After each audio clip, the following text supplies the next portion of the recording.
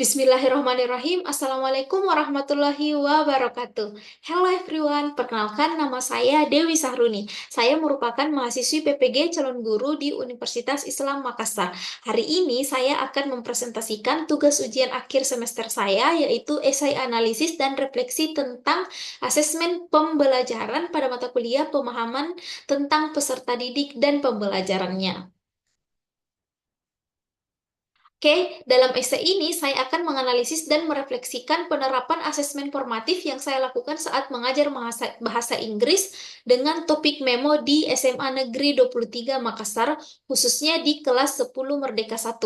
Saya memilih untuk memfokuskan analisis dan refleksi pada topik memo karena materi ini merupakan materi terakhir yang saya ajarkan di sekolah, dan pada tahap itu saya sudah semakin paham terkait proses pembelajaran dan asesmen yang harus disesuaikan dengan tahapan perkembangan peserta didik, karakteristik lingkungan, dan kemampuan peserta didik berdasarkan yang telah saya pelajari pada 5 mata kuliah di PPG. Nah, asesmen yang saya terapkan berupa unjuk kerja individu, di mana saya meminta peserta didik untuk membuat sebuah memo. Berdasarkan pemahaman yang saya peroleh selama mengikuti kegiatan PPG, asesmen ini sesuai dengan tahapan perkembangan peserta didik di kelas 10 yang berada pada fase remaja akhir. Pada fase ini, peserta didik mulai mengembangkan kemampuan berpikir abstrak, sebagaimana dijelaskan oleh Sian Piaget dalam teori perkembangan kognitifnya.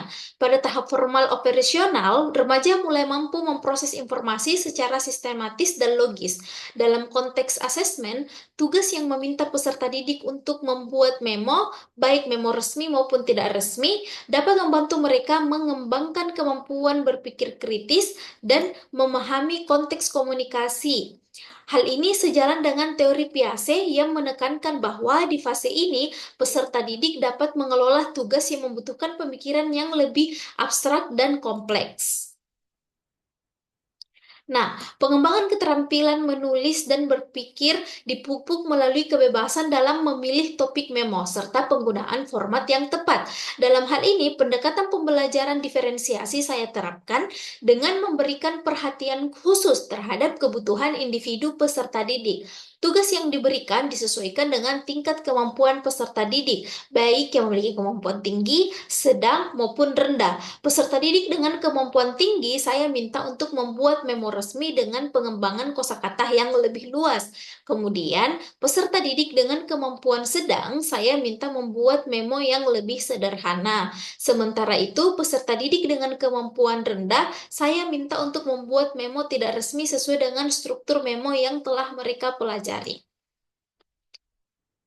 Pemilihan memo resmi untuk peserta didik dengan kemampuan tinggi dan sedang adalah karena mereka sudah lebih memahami pembuatan memo dengan struktur yang baik dan sesuai kaidah formal. Sementara itu, memo tidak resmi diberikan kepada peserta didik dengan kemampuan rendah karena mereka membutuhkan bentuk komunikasi yang lebih sederhana dan fleksibel untuk meningkatkan pemahaman mereka secara bertahap.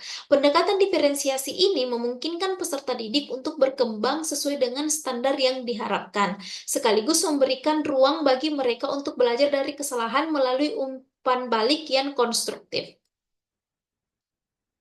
Oke, hal ini sejalan dengan teori Lev-Vygotsky mengenai zona perkembangan proksimal atau ZPD yang menyatakan bahwa belajar paling efektif terjadi ketika peserta didik bekerja dalam zona yang sedikit di luar kemampuan mereka saat ini, namun masih dapat dicapai dengan dukungan.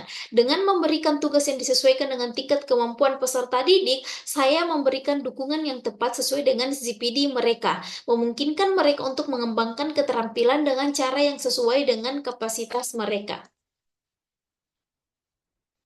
Selain itu, asesmen ini juga memperhitungkan karakteristik lingkungan belajar peserta didik yang dalam hal ini berbasis teknologi. Saya meminta peserta didik untuk memanfaatkan gawe mereka dalam membuka kamus digital guna mencari kosakata yang diperlukan. Meskipun demikian, saya tetap mengawasi proses tersebut untuk memastikan bahwa tidak ada peserta didik yang mengandalkan AI seperti ChatGPT atau Gemini dalam menyelesaikan tugas mereka.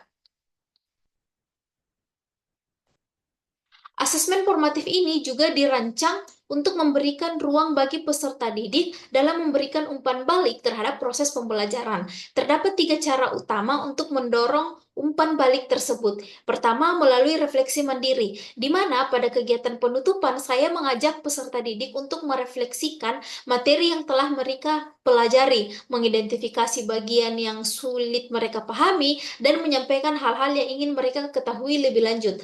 Hal ini mendorong mereka untuk secara aktif memberikan umpan balik terkait pembelajaran yang telah berlangsung. Kedua, melalui penguatan dalam proses belajar, saya memberikan apresiasi terhadap jawaban dan karya peserta didik dengan komentar verbal yang spesifik. Ini menciptakan suasana belajar yang positif dan memotivasi peserta didik untuk terus semangat dalam belajar. Ketiga, saya membuka kesempatan untuk diskusi terbuka. Selama pembelajaran berlangsung, saya secara aktif menanyakan kesulitan yang dihadapi peserta didik, sehingga peserta didik yang awalnya ragu untuk bertanya, mereka seringkali merasa lebih nyaman untuk menyampaikan kesulitan mereka setelah saya membuka kesempatan untuk itu. Pendekatan ini menciptakan komunikasi dua arah yang jujur dan konstruktif. Oke, secara keseluruhan, asesmen formatif yang saya gunakan menunjukkan bahwa pendekatan yang terencana dapat mendukung pengembangan keterampilan peserta didik secara optimal. Keterlibatan peserta didik dalam refleksi, diskusi, dan pemberian umpan balik menciptakan suasana belajar yang kolaboratif dan konstruktif. Dengan terus mengevaluasi dan menyempurnakan praktek asesmen saya berharap dapat memberikan kontribusi yang lebih baik dalam pembelajaran yang bermakna dan berpusat pada peserta didik. Well guys, saya rasa itu saja dari saya. Terima kasih banyak. Wassalamualaikum warahmatullahi wabarakatuh. Bye-bye.